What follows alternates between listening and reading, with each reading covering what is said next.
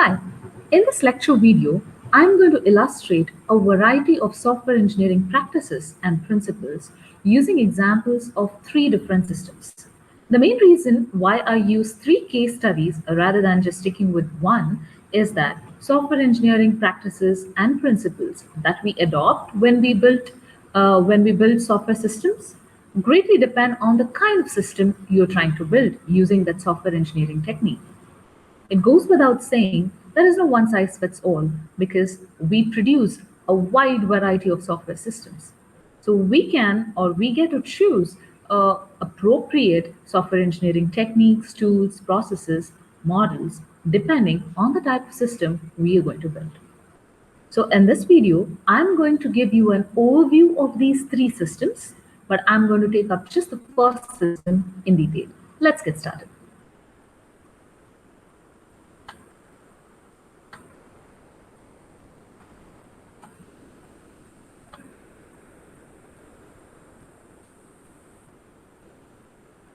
The three case studies that we are going to take up are highlighted on the screen. The first one is an embedded system. This is a system, any embedded system for that matter, is a system where the software controls a hardware and is embedded within the hardware device. The main issues when it comes to embedded system typically range from taking care of the physical size, the responsiveness, power management, and so on, given that embedded systems are sometimes quite small in size. The example of the embedded system that I am going to illustrate is a medical device, an insulin pump control system to be very specific. The second case study is an information system. So this is a system whose primary purpose is to manage and provide access to a database of information. Database is nothing but a data store which has lots of information organized and stored in a very structured format. Issues with information systems include security, usability, privacy, and maintaining data integrity. You might be familiar with these terms. Security means providing secure access to the data, not allowing unauthorized access to data stored in a database. The database must be easy to use, easy to access. It should have a very good interface. Privacy of the user or the data has to be maintained. Data integrity has to be maintained in the sense whatever data you store, when you try to retrieve the same data, the same values have to be obtained. The example for the information system that we are going to illustrate is a patient information system for mental health care. The third system or the third case study is a sensor-based data collection system. This is a system whose main purpose is to collect data from a set of sensors that are deployed in its environment. The sensors pick the data, they sense data from the environment, and they process this data in some way to get meaningful insights or information from the data. The key requirements with such a system is reliability. The system should be reliable, it should be available, it should produce accurate results or accurate values, even in hostile environmental conditions. And the second requirement is maintainability. You should be able to maintain, debug, upgrade the system, even though the system is not easily accessible. The example of data collection system that we are going to use in our case study is a wilderness weather station. So let's take up the first case study, that is an insulin pump control system in detail in this video. An insulin pump is a medical system that simulates the operation of the pancreas.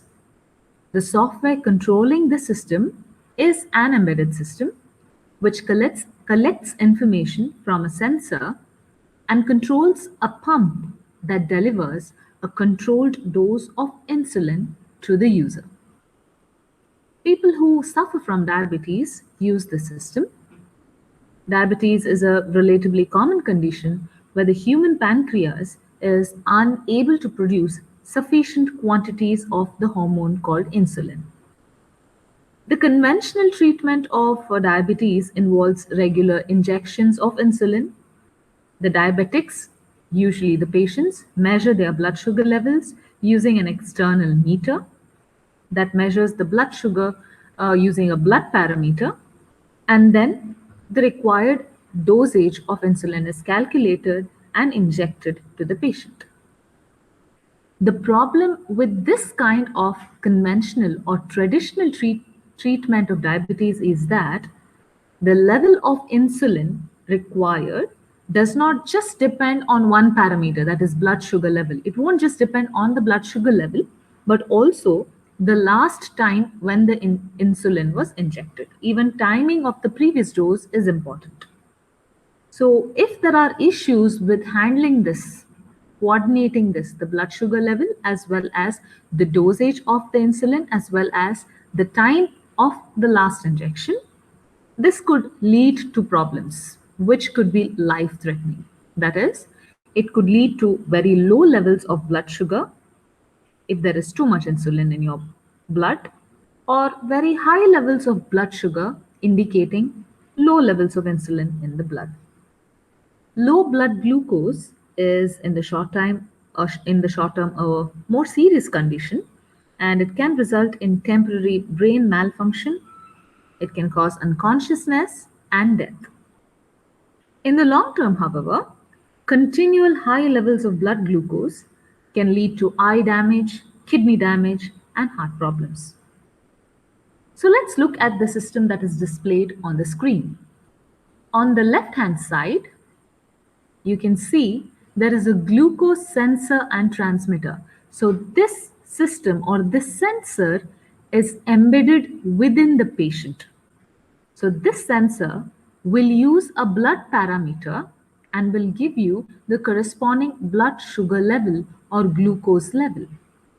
If you can see here, there is also an insulin pump or the insulin hardware unit, the control system, which reads or accepts values from the sensor, the glucose sensor and transmitter, because it senses and transmits those values to this insulin pump. It computes the blood sugar level from the blood parameter that is sensed here, and it also computes the required amount of insulin dosage. Understand that within this pump hardware at the behind, there is also an insulin reservoir, that is maybe a small bottle of insulin from which insulin, the required dosage of insulin, can be pumped and then injected into the patient's bloodstream using this needle assembly. Let me repeat, this is the insulin pump control system. Okay, this is one of the examples. What you have here is a sensor which uses a blood parameter to measure or to sense the values of the glucose level. It transmits these values that are sensed to an insulin pump. The task of your insulin pump or the control unit here is to receive those signals from the sensor, compute the blood sugar level from the values that are received from the sensor. Based on the blood sugar level and the time of the last dosage, calculate what is the dosage of insulin that needs to be pumped. There is a bottle attached to this control unit. It pumps that required calculated dosage via a needle assembly into the bloodstream of the patient. On the right-hand side, you can actually see the hardware assembly of the insulin pump. Okay, so here you can see there is a needle assembly which is connected to the pump. You can see that here. You can also see there is a sensor that will sense glucose levels and it will send these values to the controller. The controller also will have two display systems that are attached to it for the user's convenience. There is also an alarm that will alert in case of emergencies, and there is a clock connected to the system. There is a clock connected to the system which will also help in identifying when was the last dose that was administered. Whatever the clock timings are read here, it will also be used as input to compute the next dosage. Let's take a look at this diagram.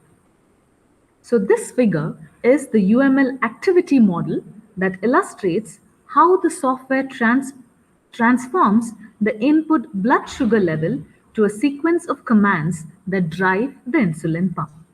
Do not worry about the activity model now. It is just one of the models, one of the diagrams which we will be learning in module 2 using UML modeling language. So you can see the first blue round circle indicates the start state. The round circle here, the solid circle, indicates the start state. You can see there is an arrow coming out of the start state, and then you have the blood sensor, which is an input parameter to the analyzing of the sensor reading. So this is actually the process or the activity that is happening. The outcome of this activity is the blood sugar levels. This again serves as an input to the next activity, that is computation of insulin. Also, you can see once the insulin is computed, there is an insulin dose that is the outcome of this activity. Along with giving commands to the pump, it's also going to log this dosage, because as I told you, not just computing the right amount of dosage, but also logging the time of the last dosage becomes important in order for the patient to effectively control the amount of insulin in his blood. So this is the next activity, that is compute pump commands. Based on the previous activities and outputs, it's going to compute pump commands, and according to these commands, it is going to pump data. Okay, so pump data is an outcome or the output of this previous activity. Once you have the pump data, that is, pump data is nothing but how much amount of, what is the dosage of insulin that needs to be pumped. That data is given to the control unit of the insulin pump.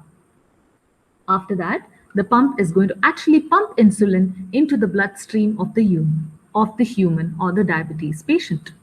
And the last arrow goes to this double circle. You can see a solid circle here and an external or an outside circle, two circles with the inner circle being solid. So this is the stop state. Do not worry about the notations or the convention of this activity diagram. We will be learning how to draw activity diagrams in detail with a wide range of examples in the next module. Clearly, this is a safety critical system, right? If at all the system fails, then it is going to cause a lot of damage or even loss of life to a human being. So because it is a safety critical system, and if the pump fails to operate or it does not operate correctly, then the user's health may be damaged, or they may fall into a coma because their blood sugar levels are either too high or too low.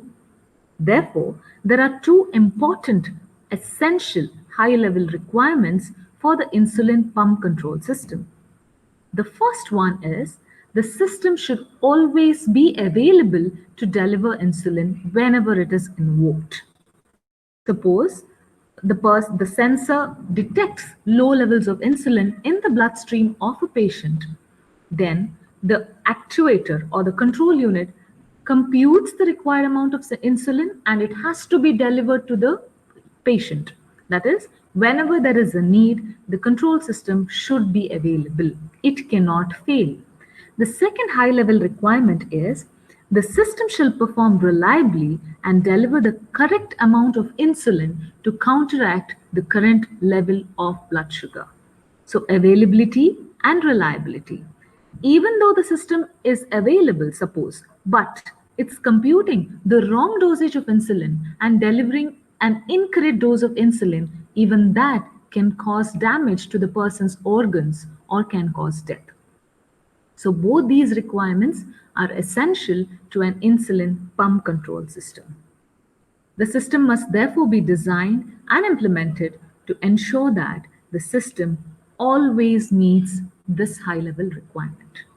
This was a software engineering technique or practice that was used or it also defined the kind of requirements an insulin pump control system, which is an example of an embedded system, should have in order to not cause any damage or loss of life to a human being. I hope you had great learnings and takeaways from this lecture video. Thank you.